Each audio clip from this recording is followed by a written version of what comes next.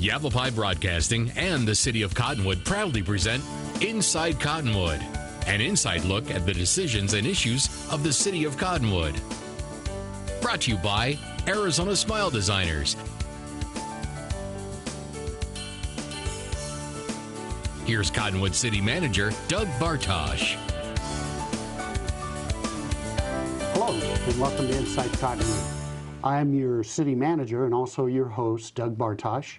And I have with me today Rudy Rodriguez, who's our Administrative Services General Manager. In short, Rudy's responsible for all our budgeting, accounting, payroll, IT, a little bit of everything in there, human resources. And we want to talk about a state law that is going to impact Cottonwood here pretty soon, and it's called the Permanent Base Adjustment.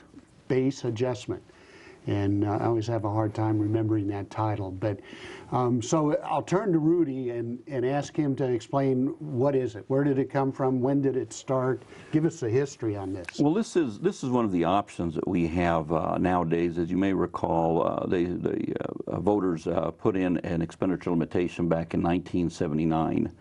And what that basically did, it locked everyone into a formula using the population from that year, and then went ahead and used the population and uses growth, what they call GDP and stuff. And the formula actually takes information from 1979, uses the formula, and calculates that the city should be able to function on a certain amount of money. Obviously, the city of Cottonwood has grown quite a bit since then, so we've had to make some adjustments. And one of the things that allowed us to do that is home rule and permanent base adjustment. What home rule basically does is it allows us to take this home rule proposal to our voters and allow them to decide whether we should be under a state limitation or under a home rule. Home rule being that we govern ourselves as long as we can continue to maintain our revenues comparable to our expenditures, or vice versa, and we abide by state statutes, meaning we have to have a balanced budget. We should be able to provide our citizens with the services that they need. The permanent base, it takes it a little bit further, is what it does. We've ever since 1979, we've always taken it to our voters every 4 years, and we get it approved every 4 years. So for the last 3 decades, we have had no problem approving it, which means to us that our citizens are very, very strong on home rule, allowing us to go ahead and set our own budgets, provided we have our revenues to support those budgets. So rather than going out and trying to do this every 4 years, and on the possibility that we could lose our home rule, we decided to go ahead and take that formula and reestablish the base. Rather than having $1 million as a base, we're looking at a $7 million base, and then we use the formula to calculate it out. And what that basically does is we won't be coming back to the voters every 4 years. The only time we will ever come back to the voters is if we need to increase it or decrease it or make adjustments to it. That's basically, in a nutshell, what the permanent base adjustment is. So, in other words, back in 1979, they kind of took what our budget was at that point, right, and then it increases each year, or could decrease based on what the GDP is, and then our population growth. Our estimated population, right. Okay. So based on that number, what would it be today? Do you know what that number would be? And I actually do. It's one of the things, I'm looking at a fact sheet that I'm working on for the public, and basically what that number would be, for this upcoming year, we would have an expenditure limitation of $29 million. Okay. And currently our full budget is about $73 million. So you can see that there's a huge disparity. By increasing the base, back then the base limit was $1.1 million. By increasing it just simply to $7 million would increase our expenditure limitation all the way up to $74 million. So we're not asking for something that's out of the ordinary. We're basically saying this is about what our budgets have been running or should run, and that's all we're asking for. We're not asking for anything else above that. So, you know, I think a citizen would look at those two numbers and go, you know, geez, $29 million and you guys are spending this much. That's outrageous. You know, shouldn't you be spending $29 million? And why is there this big difference? Well, the big difference is back in 1979, we had a population of 4,200. And back then, we also had septic tanks. Well, since then, we built a wastewater treatment plant and have maintained it all these years. We went from a volunteer fire department back then to a full-fledged, fully functioning state-of-the-art fire department. We also have acquired a water company and with a water company along with a sewer company. So we've actually grown quite a bit. Not to mention that these numbers don't really take into account when you have. It just says these are services you had back in '79. Given that you still have the exact same services, you should be able to function on $29 million. Obviously, we haven't, and it doesn't also take into account that our community needs. It doesn't take into account that our community wanted a recreation center. So we've got a recreation center now. We would not have been able to do it under the expenditure limitation. You know, and I think that's an important point too. And all of these programs were programs that were supported by, I think, most of the time, a citizen's vote. For instance, I know we went out on the recreation center for approval to bond for it. Correct. At the point when they did the wastewater plant, they increased I don't know if that was a voter approved, but they did increase the sales tax to help Correct. cover the cost of that. Correct. And so those are the things that essentially the GDP and population formula don't take into account. Correct. Okay. Exactly. So when you say base budget, though, are you talking about, you know, because we have our operating budget and then we have our, you know, kind of our entire budget that includes all the capital projects, you know, potential grants, those kind of things. Are we talking about the entire budget or just the base operating budget? The $74 million that we're looking that we're using as part of our permanent base, that includes any kind of capital reserves that we potentially have to spend.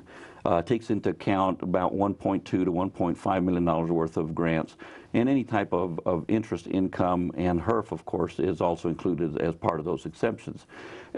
When we do the formula, they have a base formula, and then you have a section called exemptions. And the state attorney general, excuse me, the state auditor general, has a clear guideline as to what are those exemptions.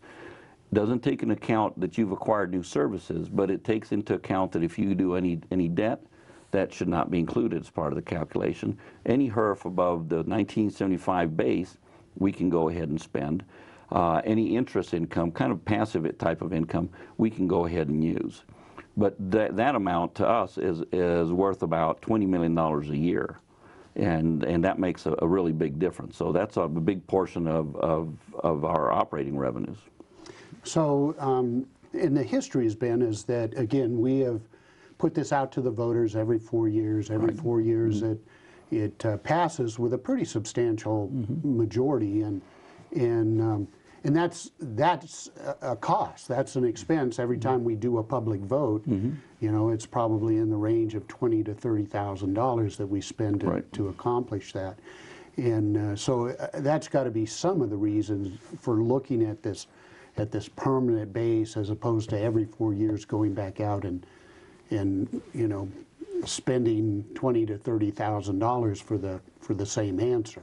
Well, certainly, the cost is always a big factor. With the limited revenues that we currently have and the way our economy's been over the past few years, we're looking for everything we possibly can where we can cut some of our costs. And this would be an ideal situation, seeing that in the last 3 decades, we've successfully passed it. And I think it's proven that we want the citizens to go ahead and give us what they'd like to have, and we would like to be able to support them.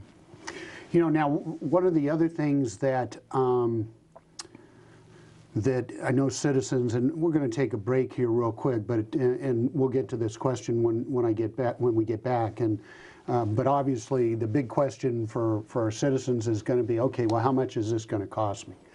So I'll leave you with that question, and we'll take our first break. And when we get back, I want to spend a good amount of time on letting our citizens know what this does cost them. Okay. Come back and join us.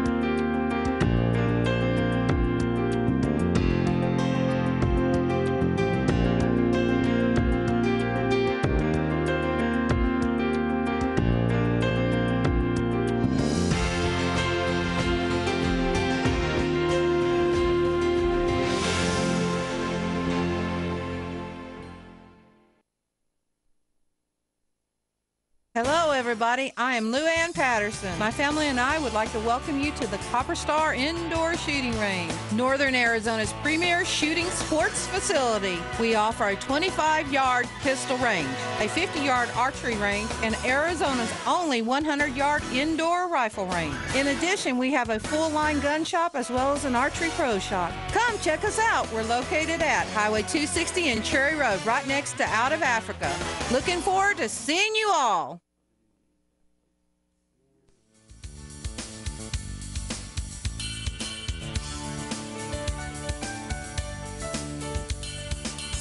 Welcome back to Inside Cottonwood. I'm your host, Doug Bartosh, and I'm here with Rudy Rodriguez, our Administrative Services General Manager, and Rudy is responsible for budget and accounting. And when we left, we were talking about the permanent base budget, and one of the most important questions that citizens are going to have is if they continue to support our using our home rule, our ability to set our budget based on needs.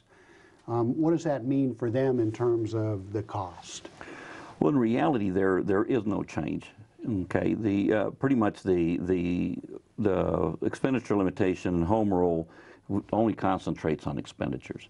So in reality, what we're looking at, I'm not saying that fees aren't going to change or anything like that. What I'm saying is that if we pass it, pretty much we're status quo. If things need to be increased, we will increase them as necessary. The city will continue to have input through public hearings and such. However, on the flip side of it, if it doesn't go through, the fees and all still remain the same. The city still continues to collect all those fees. The only issue is we can't spend them. So in a sense, we're just going to have to set them into reserves, and at the same time, we won't be able to provide the services that are much needed throughout the community.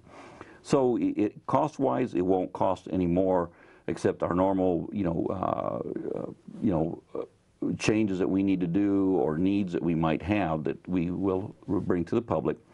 But it also won't save any money for them either.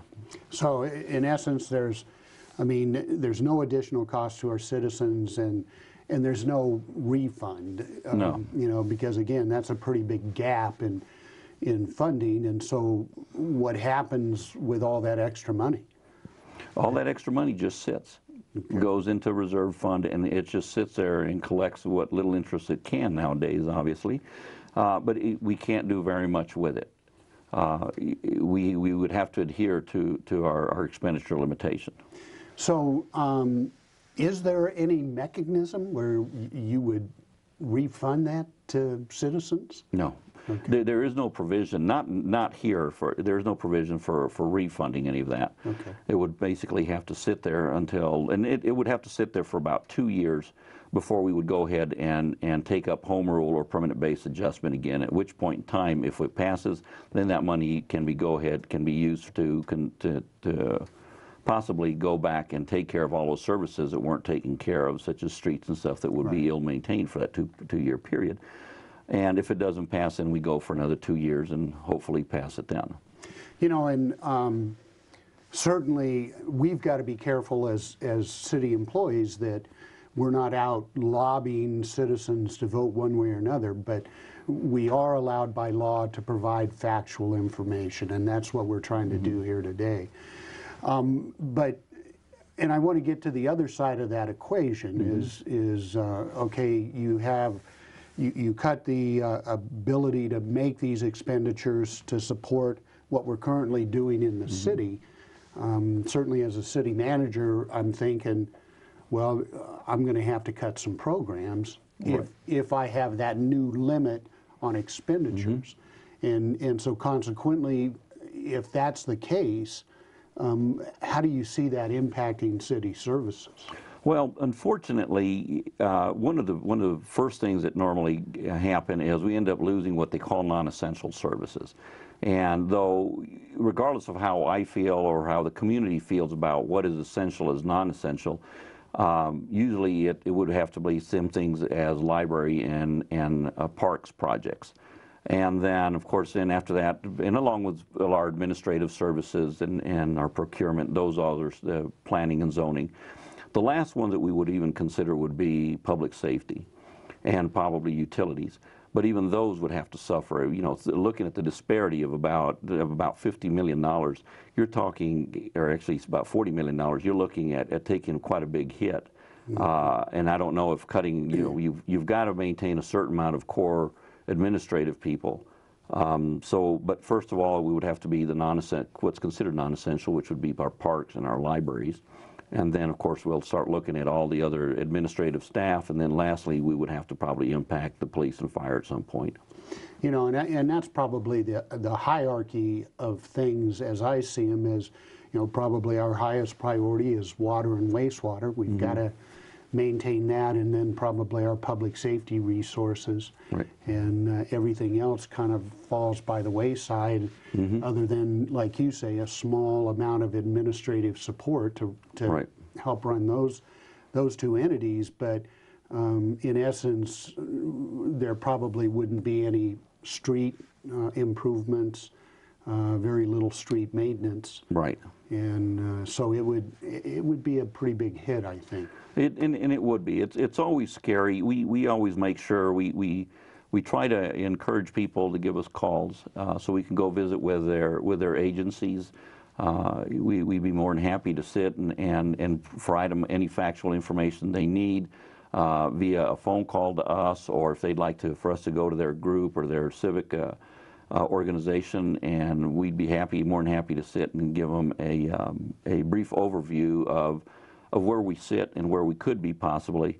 And again, our job is not to go out and all we want to release is factual information. We're not there to make everyone feel like we're trying to do this, because all we want to do is make sure that we are able to provide services for the community. Absolutely.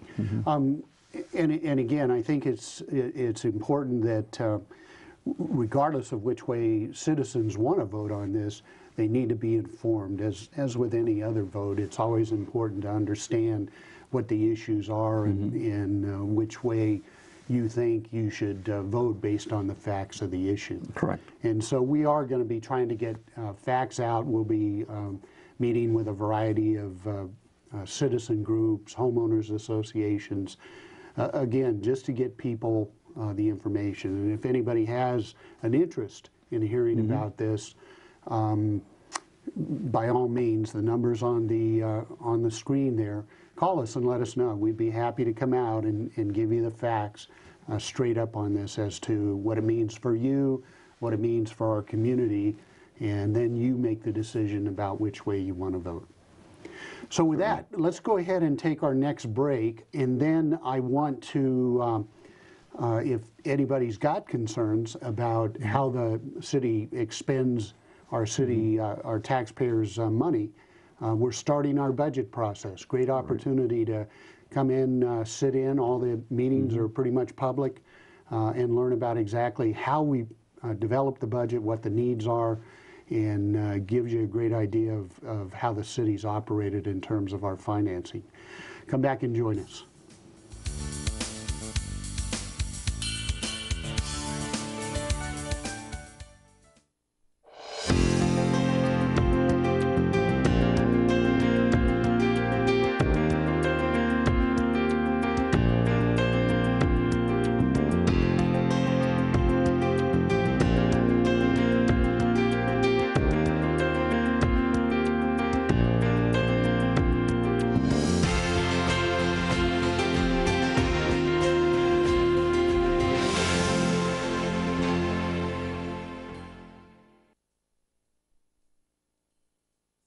Having a fire escape plan is very important to keep your family safe and together in the event of a fire. When you awake to the sound of a smoke detector and smoke in your room, don't stand straight up. Carefully roll off your bed and stay low under the smoke. If your door is shut, feel the door with the back of your hand. Slowly open the door if no heat is felt. Always stay low until you get to the outside of your home. Always have 2 ways out of your house and a specified meeting place somewhere outside your home. Home escape plans should be drawn up and rehearsed on a regular basis. This could be the difference between life and death if caught in a fire.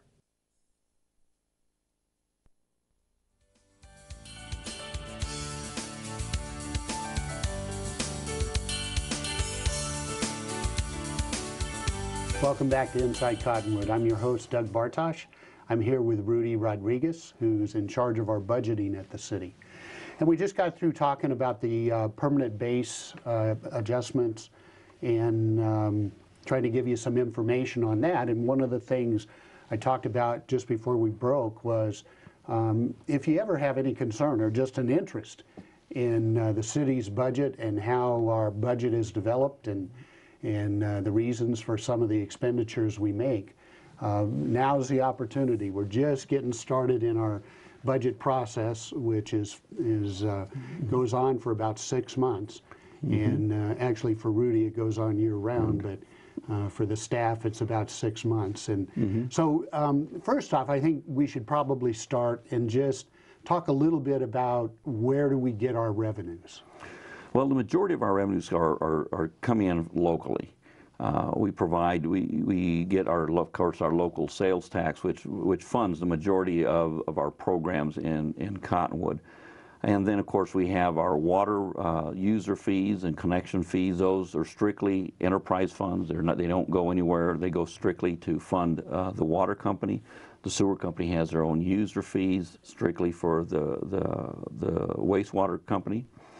And then in between we get HERF revenues. Again, those are strictly for, HERF stands for Highway User Revenue. I'm sorry, I was going to ask you that. Funds, and those go strictly for street projects. So pretty much we fund ourselves through our streets, our sales tax. We also receive state shared revenues. We get state shared revenues for income tax, and we also get state shared revenue for sales tax, and both of those are based on mostly on population related to the city's population related to the overall state population. And then we also get a little bit of money from motor vehicle registrations in a sense. And the rest of them are all fees and such that we currently have. We also one thing that used to be very big for us and hasn't been recently is whenever we had excess monies, we were able to invest them, and some of those returns are what we would also help use to help fund the city. Those are kind of lean nowadays, but that's where most of our revenue comes from. And I know the questions that we get a lot of times is property tax. Does the city have a property tax? No. It's funny because coming from South Texas, property taxes is a base. That's one of your base incomes, and it's something that's not talked about very much around here. The city of Cottonwood has no property tax, and there are some taxes in there that appear to be for city, and there's a small line in there, I believe that is for fire districts, but that doesn't come to us. That's way back when they instituted it to help out fire districts, and that money goes straight to them. We don't use any of it. Cottonwood has no property tax at all. Yeah, we would love to see some of that money come to our own fire department. But and I know we've done some comparisons, and in terms of tax burden, where does the city of Cottonwood fall, say, in Yavapai County? Well, in Yavapai County, we're the only city that doesn't have a property tax of some sort, and that can range, from a few $100 to several $1,000s, depending on the valuation of your property. We fund our fire department, contrary to other municipalities that have fire districts. We don't have a utility district tax. Other communities in Yavapai County do have utility district tax. We don't have any bond issues that are backed by property taxes. And we have several municipalities, and we have quite a number of them throughout the state that are backed by property taxes. We fund everything that we currently have. We fund it through our just 3 cents on every dollar that you pay when you purchase something at retail. Which seems to work for us pretty good from the perspective that we are the retail center for the Verde Valley. So we get people from all over the Verde Valley coming here to shop. But it seems we also get a lot of people from out the Verde Valley coming here to make use of our recreation facilities and take advantage of our library and you know, using our roadways and things like that, which the 3 cents helps, but it certainly doesn't help as much as if they were actually living in the city, because then we would also get state shared revenues from them as well. Correct, and I think that we get a lot of comments from people that especially those from outside the community, that say, well, I already help by paying sales tax. Well, you're right, our local citizens also pay a sales tax, but people outside the city limits do not contribute any of their income tax or any of their state shared sales tax back to the city. And that's the big difference. And in reality, that can amount to quite a large sum of money if you're living outside the city limits versus inside the city limits. So it's quite a bit. Okay, I'm gonna present you with a challenge here, because we have about 3 minutes left. Can you run us quickly through the budgeting process? Well, the budgeting process will begin within about 2 weeks, about mid-February.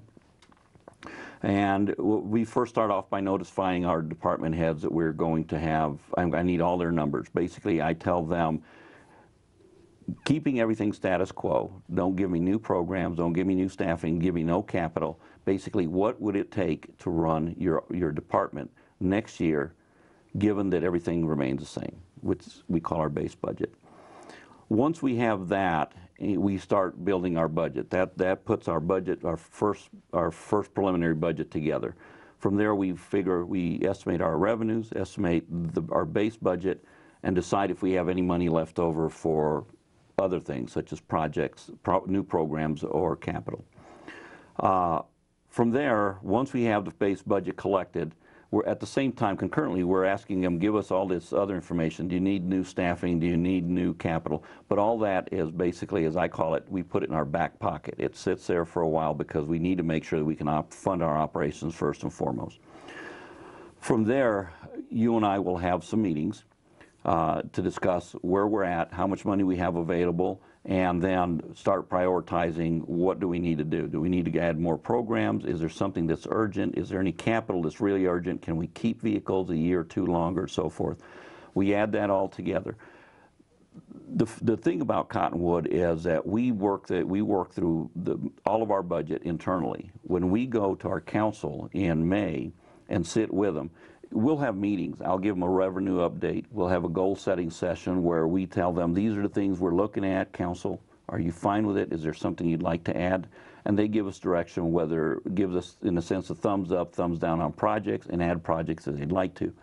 And all those are they all kind of come in a big old pot, and kind of after a lot of, tugging and pulling and stuff, we massage into a budget, and it has to be balanced. We can't provide an unbalanced budget to our council, or state statute requires us to have a balanced budget.